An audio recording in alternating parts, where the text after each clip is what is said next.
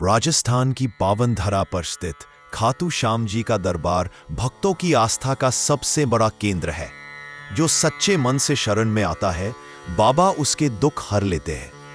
आज मैं आपको एक ऐसे भक्त की कहानी सुनाने जा रहा हूं, जिसका जीवन बाबा ने अपने चमत्कार से बदल दिया। जयपुर में रहने वाला एक साधारण परिवार, पिता राम स्वरूप, मां सावित्री और उनका बेटा अर्जुन। राम स्वरूप का छोटा सा व्यापार था, लेकिन लगातार घाटे में जा रहा था। घर का खर्च चलाना मुश्किल हो रहा था। बेटा अर्जुन की पढ़ाई भी रुकने की कगार पर थी। मां सावित्री रोज भगवान से प्रार्थना करती, लेकिन हालात और बिगड़ते जा रहे थे। एक दिन इतनी तंगी आ गई कि घर में रोटी तक का इंतजाम नहीं था। पूरे परिवार की आंखों से आंसू बह रहे थे। एक रात अर्जुन को सपना आया।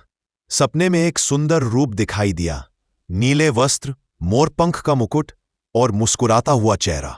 वाणी आई, घबराना मत, कल सुबह मेरे नाम का संकीर्तन तुम्हारे मोहल्ले में होगा। वहां आना और बस एक बार सच्चे मन से मुझे पुकारना। अगले दिन मोहल्ले में सचमुच भजन संध्या थी। अर्जुन ने बाबा का नाम लिया और आंसू बहाते हुए कहा, बाबा, अगर आप सच में मेरे दुख हर सकते हैं तो मेरी परिवार की मदद कीजिए।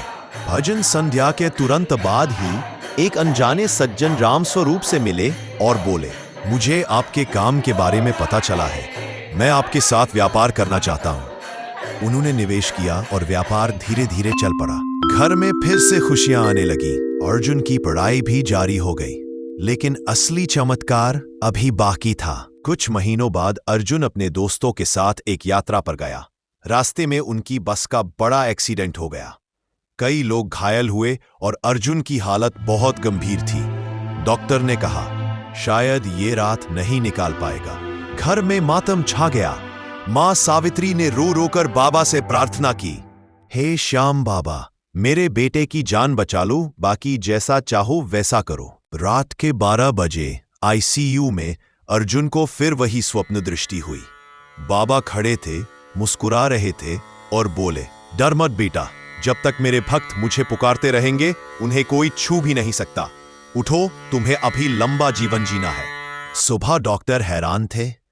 अर्जुन की सांसें सामान्य हो चुकी थीं और वह धीरे धीरे ठीक होने लगा। अर्जुन पूरी तरह स्वस्थ होकर घर लौटा। पूरे मोहल्ले ने माना कि यह केवल खाटू श्याम बाबा का चमत्कार था। राम स्वरूप का व्यापार फलने फूलने लगा। सावित्री हर साल बाबा के दरबार में जाकर झंडी चढ़ाती और अर्जुन भी सेवा कार्यों में लग गया। कथा का संदेश, जो भी सच्चे दिल से बाबा श्याम का नाम लेता है, उसका जीवन बदल जाता है।